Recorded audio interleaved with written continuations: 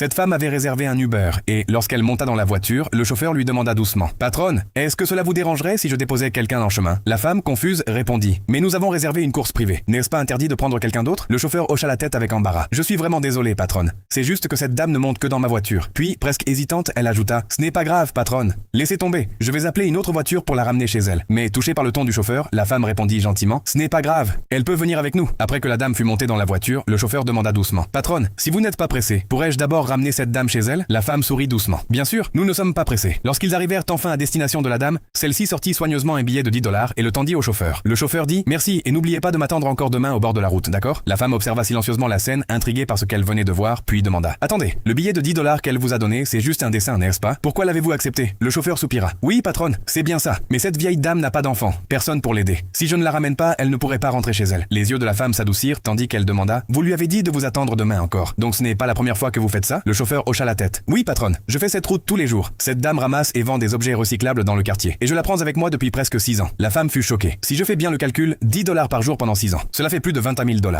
Vous ne perdez pas énormément d'argent. » Le chauffeur sourit légèrement. « Pas vraiment, patronne. Je la prends tous les jours et je rencontre souvent des passagers gentils comme vous qui acceptent de partager la course. » Puis, d'une voix remplie d'émotion, elle continua. « Lorsque je l'ai rencontrée pour la première fois il y a 6 ans, elle se tenait au bord de la route avec ses billets de $10 dessinés à la main, parce que personne ne voulait la conduire. J'ai eu pitié d'elle ce jour-là, alors je l'ai ramenée chez elle. Depuis, c'est devenu une habitude. Honnêtement, si je ne la vois pas un jour, je commence à m'inquiéter et à me demander si quelque chose lui est arrivé. » Ces paroles touchèrent profondément le cœur de la femme. Pendant que le chauffeur conduisait, la femme fit discrètement signe à son mari de lui donner un sac, puis elle y glissa 2 liasses d'argent. Quelques instants plus tard, le chauffeur se gara et dit poliment « Patronne, nous sommes arrivés à destination. N'oubliez pas vos affaires, s'il vous plaît. » La femme sourit et répondit doucement « Merci. Oh, et voici un petit cadeau de ma ville natale. Je vous en prie, prenez-le. » Le chauffeur hésita. « Patronne, vous êtes vraiment trop gentille. » La femme sourit. « Ce n'est qu'un petit geste, et vous le méritez vraiment. » Après que la femme et son mari furent descendus, le chauffeur regarda dans le sac et son cœur faillit s'arrêter. À l'intérieur se trouvait une épaisse liasse de billets. Paniquée, elle sortit rapidement de la voiture et les appela. « Patronne, vous avez oublié votre argent dans le sac. » La femme sourit et répondit. « C'est pour vous, ma fille, pour avoir aidé cette dame. Continuez à prendre soin d'elle. Le monde a besoin de personnes comme vous. Likez cette vidéo pour soutenir ce chauffeur au grand cœur.